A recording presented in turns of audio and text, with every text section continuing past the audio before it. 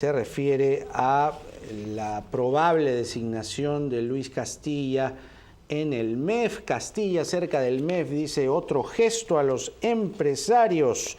El diario El Comercio, por su parte, señala que la Bolsa de Valores de Lima se dispara tras ratificación de Velarde en el Banco Central de Reserva, y Perú 21, por su parte, le da un visto bueno a la decisión de ratificar a Julio Velarde frente al Banco Central de Reserva. Los gestos que Ollanta Humala, el presidente electo, ha tenido en estos últimos días con los anuncios hechos el domingo, ¿qué tipo de confianza le dan a los mercados? Vamos a conversar a continuación con Jorge González Izquierdo. Él ha sido ministro de Trabajo, además de ser un notable economista. Señor González Izquierdo, gracias por estar aquí. No, Jaime, sí, gracias por invitarme. ¿En qué radica la tranquilidad de los mercados frente a la ratificación de Velarde? Los mercados financieros en el mundo y en el Perú, en cualquier sitio, los mercados financieros se guían muchísimo por las informaciones que reciben, lo más frescas posible. Si las informaciones que reciben los mercados son, les despierta resquemores, inmediatamente ellos actúan. Y, por ejemplo, venden acciones y te hacen caer la bolsa. Pero si los mercados financieros reciben una información que ellos consideran acertada, inmediatamente comienzan a comprar acciones y la bolsa sube. Eso es aquí, en la China, en Estados Unidos. Así se mueve el mundo. Así se mueven los mercados financieros, claro, especialmente las bolsas de valores. Claro. Así se mueven.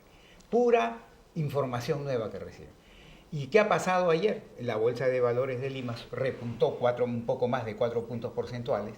Eso quiere decir que les agradó la noticia que recibieron. ¿Y cuál fue la noticia que recibieron?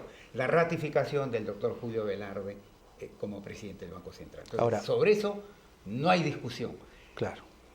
Pero la parte, digamos, que no causa mucha gracia a la economía peruana es que se cayó más el dólar. Como consecuencia de esto también. ¿Por qué? Porque el que está afuera, el inversionista que está afuera con su morral de dólares en la espalda, y dice, ajá, lo han ratificado a Julio Velarde, entonces sigue siendo confiable esa plaza, allá voy. Y Banangán tira su morral de dólares a la economía peruana y te ha hecho caer el dólar a 2 soles. Sí, el sol se ha fortalecido más bien. Claro, entonces en ese sentido ha tenido su parte buena, que es recuperar la pérdida que tenía la Bolsa de Valores desde enero hasta acá, y bajarte más el dólar, que hay que tener mucho cuidado con eso. Ahora, la probable designación de Luis Castilla al frente del MEF iría en esa misma línea, es decir, que los mercados recuperen la confianza en el nuevo gobierno. Sí, porque el señor Luis Castilla, por la información que tengo, es que es una persona ortodoxa en el manejo de la política económica, ha tenido experiencias nacionales y sobre todo organismos internacionales, de tal manera que estaría en esa orientación, ¿no? Pero más que eso, Jaime, la lectura que yo le doy es más profunda. El señor Ollanta Humala, toda su campaña de primera vuelta y en segunda vuelta, ha estado rodeado por un grupo de economistas que han ido desde posiciones ultras, heterodoxas, muy fuertes, hasta luego aguar en la sopa y acercarse a posiciones centristas.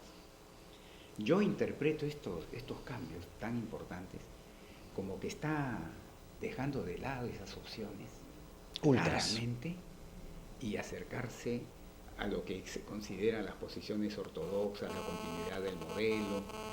Si hay que hacerle cambios, son cambios, digamos, no en la estructura misma del modelo, porque si no, ¿cómo se puede interpretar que está colocando como presidente del Banco Central, un probable ministro de Economía, gente que está en la línea ortodoxa?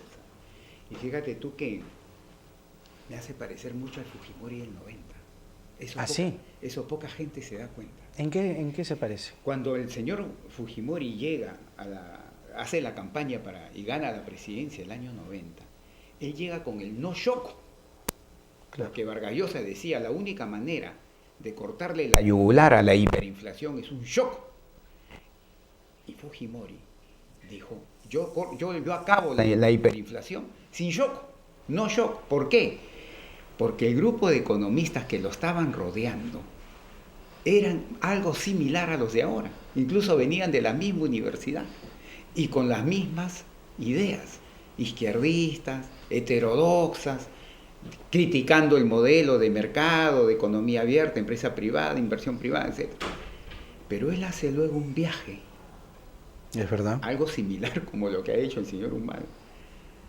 Y cuando regresa, y se empapa de la realidad. Así es, y cuando regresa, simplemente hace lo que está haciendo el señor Humala ahora. Los dejó de lado a todo ese grupo de economistas y se embarcó con Hurtado Miller, con el señor Bologna, que más ortodoxos no podían ser. La realidad lo hizo centrarse. Mi impresión muy particular es que está pasando el síndrome de Fujimori del 90 con el señor Humala. Entonces es posible, dados los recientes gestos de Ollanta Humala, que pueda romper con esos economistas heterodoxos. Mira, si en el Banco Central ya, porque había un economista cantadazo por ese puesto, incluso se le consideraba al 100% que era el nuevo presidente del Banco Central, ya lo dejó de lado. Y si nombra a este señor Castilla, el otro que estaba cantadazo también para ese puesto era el señor Curburneo, ya lo estaría. Te das cuenta, y el señor Félix Jiménez, que es el jefe de su plan de gobierno. Para mí, yo lo llamaría el síndrome de Fujimori del 90, lo que está haciendo el señor Ollanta Humala ahora.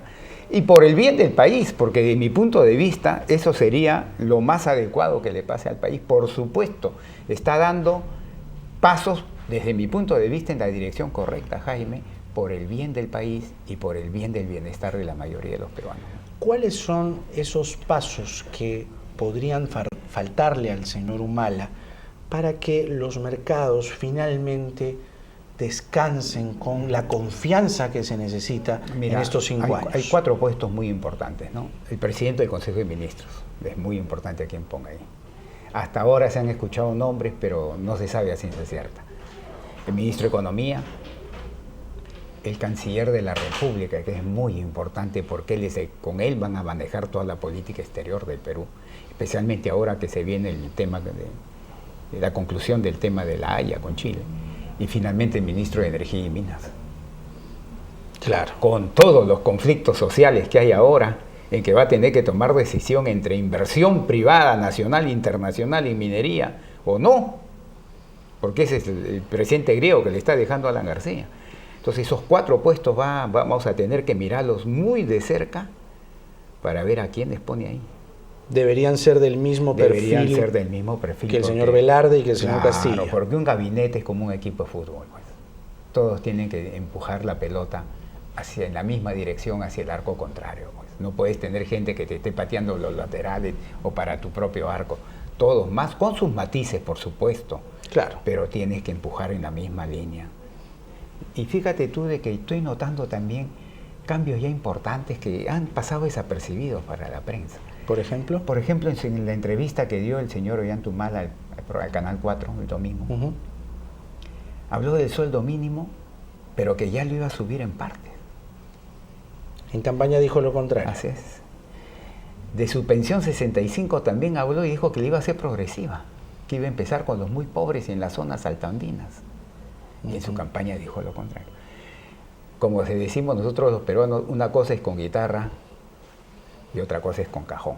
Cuando ya estás sentado, próximo a sentarte, y ya te comienzas a dar cuenta cómo es el tema. No, ya estás además en plena transferencia, ¿no? Tienes que darte cuenta que muchas de tus promesas, tus ofertas electorales, no digo que las incumplan, pero las vas a tener que dosificar porque la situación fiscal o la situación misma del país no te lo va a permitir hacer.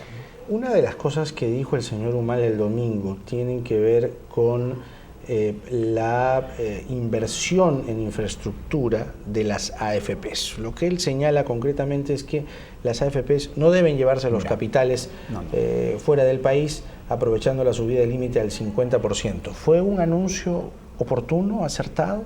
Mira, ahí hay que dejar en claro lo siguiente, Jaime. La ley ya lo aprobó, la última ley del Congreso, hasta el 50%.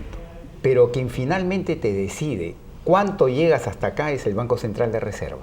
Hoy día está en 30. Entonces, si el Banco Central de Reserva no te aumenta a 35, a 40, a 45, esta ley, ahí está, no se aplica. Te marca un tope. Un tope. Pero quien decide cuánto es el Banco Central de Reserva. Primera cosa, bien clarita para que la gente lo entienda. Eso es importante. Muy clarita.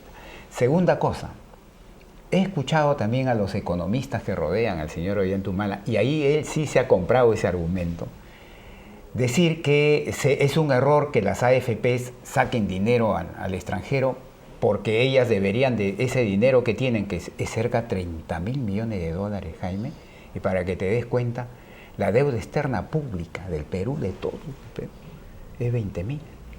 O sea, si las AFPs quisieran, ellos podrían pagar la deuda interna del país y se acabó en términos hipotéticos. Claro, ¿no? claro. Y todavía les sobra, para que veas lo que mueven.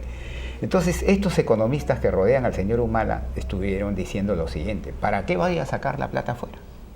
Mejor me quedo y compro bonos del Tesoro peruano, los bonos soberanos que saca el Perú. En otras palabras, financio los gastos del gobierno peruano en vez de sacar afuera. Pues está mal sacar la plata. Espérate un ratito.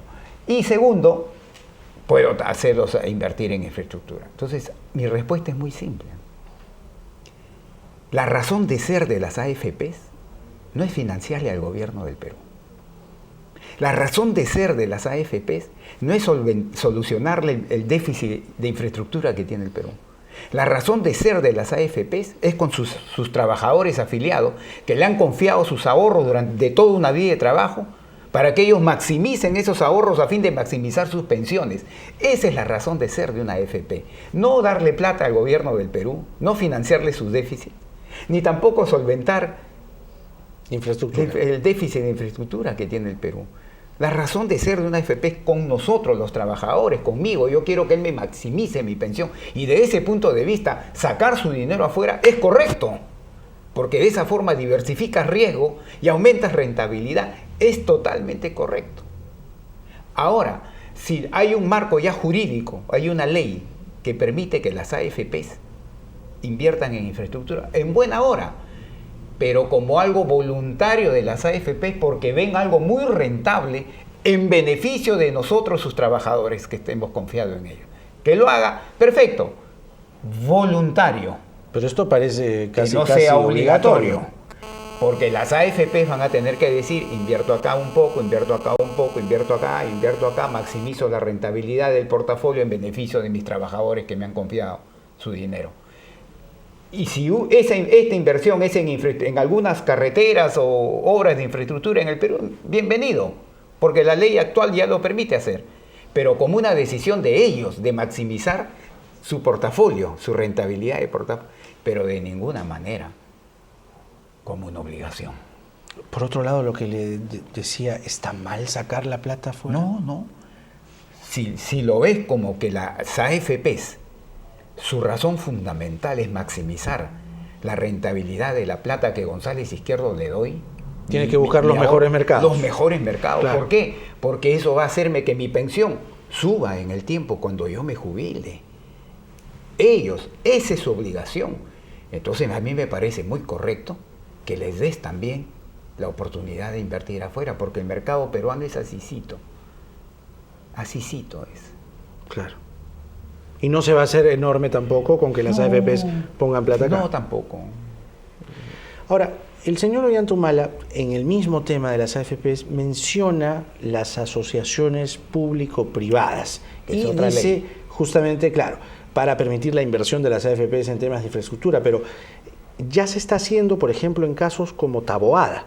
Sí. ¿Qué señal está dando ahí el señor Humala? Mira, actualmente en el gobierno del presidente Alan García, el Congreso, a propuesta del Ejecutivo, el Congreso aprobó, que ya son leyes vigentes, varias leyes, pero dos son las que yo rescato. La primera, que permite a las AFPs invertir en infraestructura, en términos voluntarios y siempre y cuando ellos lo consideren rentable. Claro.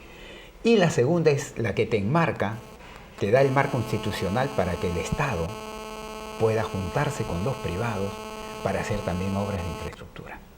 ¿Y sabes por qué le dan tanto tema a la infraestructura? Tú dirás, ¿y por qué FPs? ¿Por qué el marco de público y privado? ¿Por qué? Porque se estima que el déficit en infraestructura que tiene el Perú hoy está alrededor de $35.000 millones. Es una barbaridad. Es una barbaridad. Ese déficit en infraestructura, mientras no se reduzca, jamás podremos ser competitivos. ¿Y qué hacer para remontar esa cifra tan Justamente por eso es que te calamitosa? sacan estas dos leyes, para que las AFP puedan invertir Claro. en la medida que consideren conveniente ahí, y para que, como el Estado no tiene esa plata, no puede estar como el perro del hortelano, pues. Entonces le dicen, bueno, te voy a sacar un marco jurídico para que tú pongas con otro que venga de afuera o de internamente, y los dos hagan un joint venture, una acción conjunta, y puedan invertir en infraestructura. O sea, esos marcos ya están en vigencia. ¿Los ha Lo ignorado único el que señor Humala? Probablemente no lo sabe. o no lo han informado correctamente. Entonces, esos marcos ya están y tienen que, yo creo que son adecuados, por supuesto. Otro asunto que el equipo de Gana Perú se ha esmerado en decir en las últimas semanas tiene que ver con que el gobierno de Alan García está dejando una economía dañada y en recesión. No, ¿Qué eso tan sí, cierto no, es esto? Esa es una barbaridad, Jaime. Mira, hay un hecho concreto, que la economía se está desacelerando. Oiga, ¿qué es eso? En enero, el crecimiento de la economía fue 10.2%. Tremendo crecimiento. En febrero, 8.8%. En marzo, 7.7%. En abril, 7.3%. Y en mayo, 7.1%. Claramente, el crecimiento de la economía se está desacelerando. Para que la gente lo entienda fácil, es como si tú vas en un carro a 130 kilómetros por hora, 120, 110, 100, 90, pero siempre estás avanzando. Claro. Recesión es como el carro se para y comienza a ir marcha atrás. Esa es recesión. Y eso no está pasando. Ni vaina, pues. Si el último dato que se tiene es que la economía ha crecido 7.1, que es una tremenda tasa de crecimiento. ¿Cómo vas a estar en recesión con 7.1 de crecimiento? Estás avanzando a 90 kilómetros por hora, pero sigues avanzando. Recesión es cuando el carro ¡pop! Se para y comienza a retroceder. Obviamente que no estamos en esa situación. Pero sí es cierto que le estás dejando una economía en desaceleración. Eso sí es cierto. Y el señor Alan García comete un error en negar eso. Eso es cierto, como que 2 más 2 son 4. ¿Y a qué se debe esa desaceleración? Mira, cuando hablamos de corto plazo, meses, como está sucediendo en el Perú, 5 meses, y mientras haya recursos económicos, mano de obra y capital sin usar, la ciencia económica te dice que lo que le pasa a la producción depende estrechísimamente de lo que le pasa al gasto, lo que gastamos los que estamos viviendo en el Perú. Si la demanda crece, las empresas venden más, producen más y contratan más gente. Si la demanda se baja, las empresas venden menos, producen menos y despiden gente. Entonces, en el corto plazo y mientras haya recursos de capital y mano de obra disponibles, lo que le pasa a la producción es consecuencia directa de lo que le está pasando a la demanda agregada del gasto interno. Entonces, ¿qué sucede? Que si la producción se está desacelerando, primero, la demanda interna se está desacelerando aún más. Lo que gastamos, los que vivimos en el Perú, se está desacelerando. ¿Y cuántos gastan en el Perú? 2. ¿Cómo que 2? Sí, 2. El gobierno y los privados. Entonces, si el gasto interno se está desacelerando, hay que preguntarse, ¿quién de estos dos se está desacelerando? Y la respuesta, Jaime, es los dos.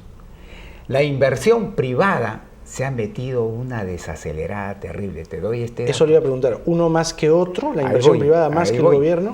La inversión privada, que el año pasado estuvo creciendo alrededor de 25%, poco más, al segundo trimestre de este año, o sea, abril, mayo, junio, 13%, o sea, fíjate, de 25 puntos a 13, sigue creciendo, pero es una desacelerada brutal.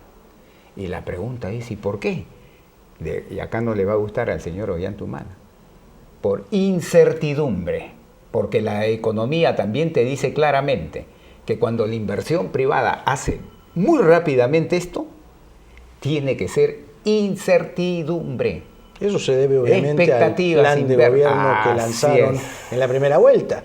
Entonces, se está viendo clarísimo. Las medidas que está tomando el señor Ollantumala está en la dirección correcta para esa incertidumbre, levantarla, desaparecerla, a fin de que la inversión privada, que está como un dique contenida, se abra las puertas del dique y otra vez comience a fluir. Eso es realidad, Jaime. No es que González Izquierdo está pensando, no. Esas son cifras estadísticas. Pero también se paró en seco la inversión pública. Y eso también, digamos, ¿qué papel jugó ahí el gobierno? Ahí voy.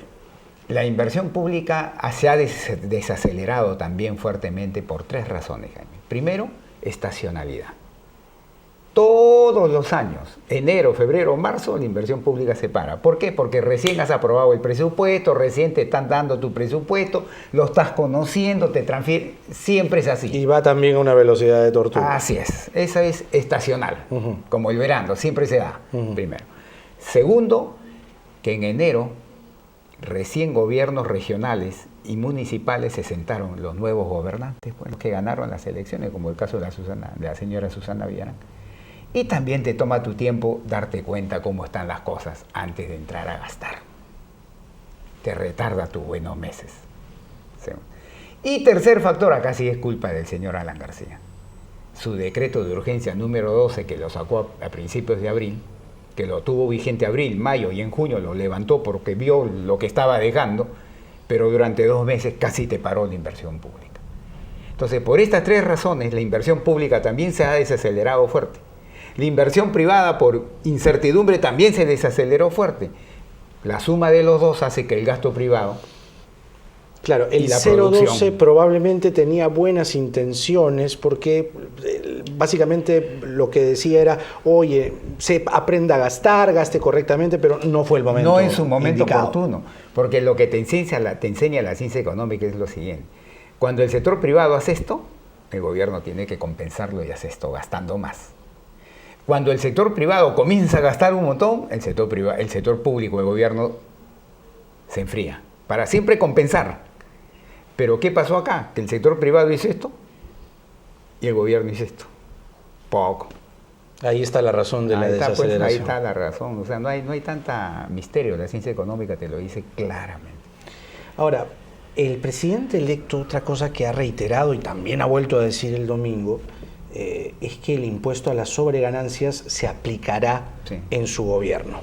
Yo me pregunto, y lo he consultado con los señores de la Sociedad Nacional de Minería, Petróleo y Energía, ¿es la única manera de obtener dinero de las mineras aplicando el impuesto a las sobreganancias? ¿O es que no estamos revisando bien el tema del canon?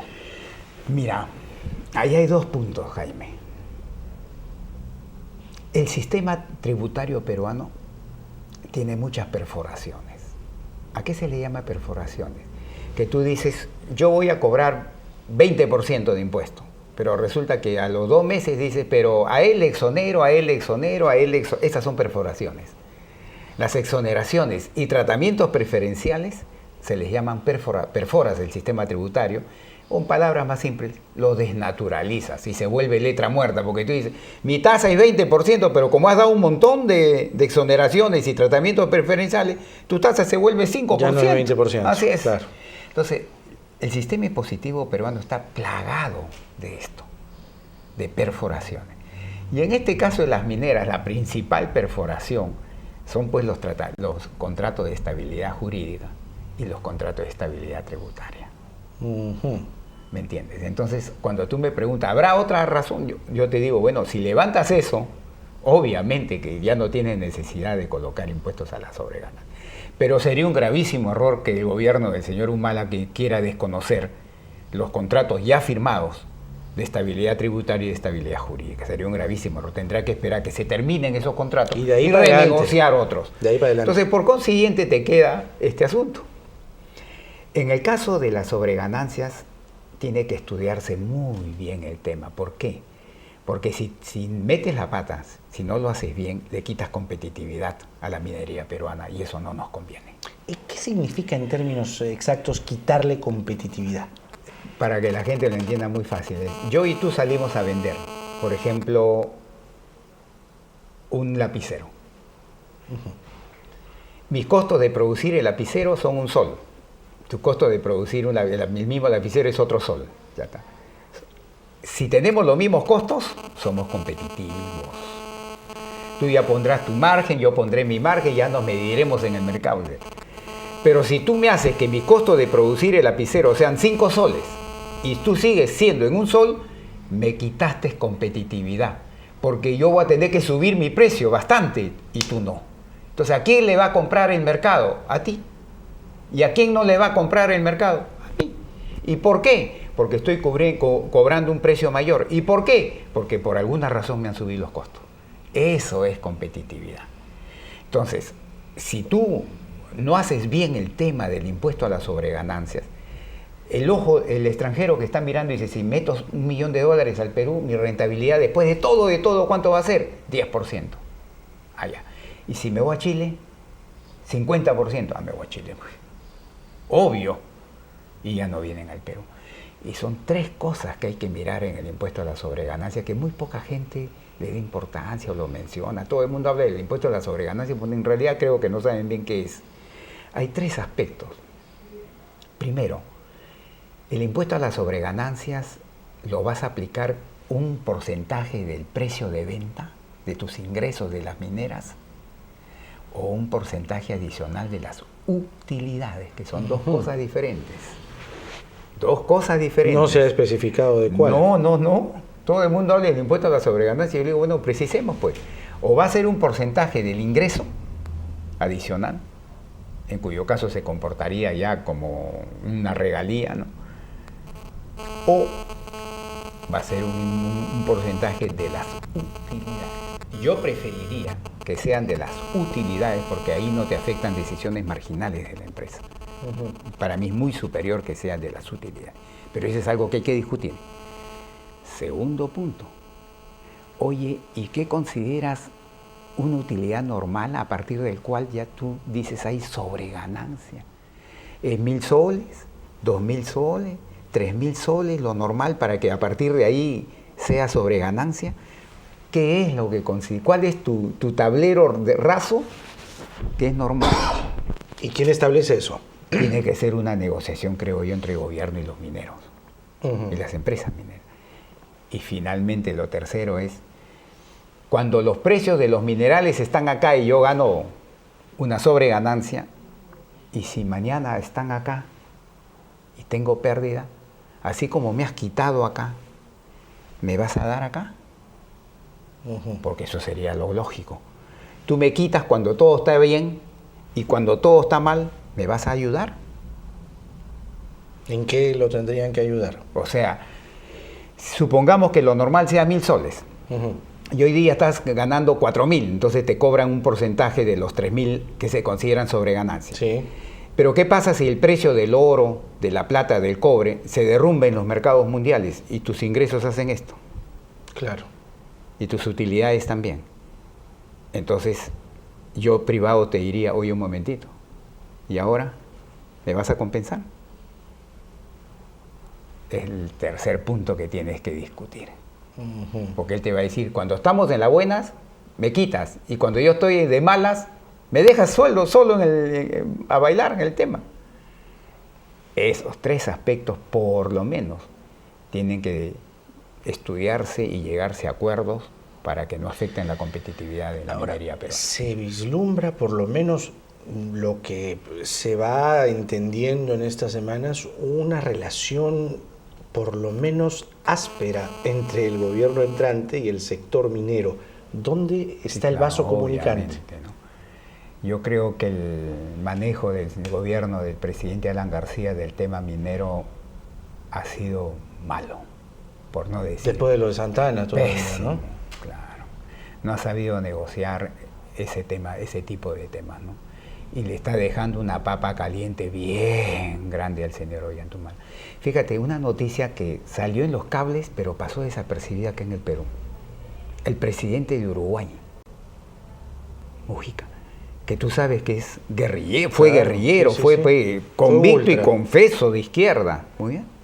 Y tú sabes que Uruguay, en lo fundamental, es un país ganadero, ¿no es cierto? Y agrícola, en menor medida. Hoy día está enfrentado el presidente de Uruguay con ciertos sectores de la sociedad uruguaya. ¿Sabes por qué se ha dado el enfrentamiento? Porque el presidente de Uruguay quiere explotar unos descubrimientos mineros que se han hecho en ciertas partes del territorio uruguayo.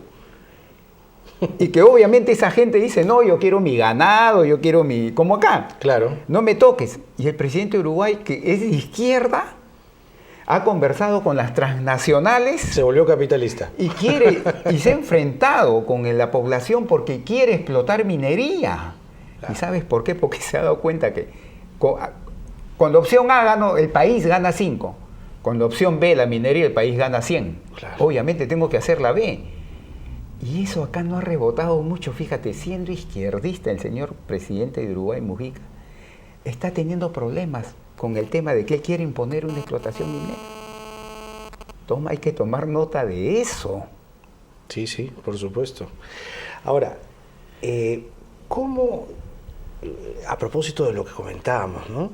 ¿Cómo debe encarar el gobierno de Ollanta Humala los proyectos mineros pendientes? Porque hay proyectos mineros paralizados como el de Tía María y todavía no se sabe cómo va a ser la demanda que nos va a hacer Santa Ana. Es decir... Y amenazó, ¿no? Exacto. Va a establecer una demanda contra el Estado peruano.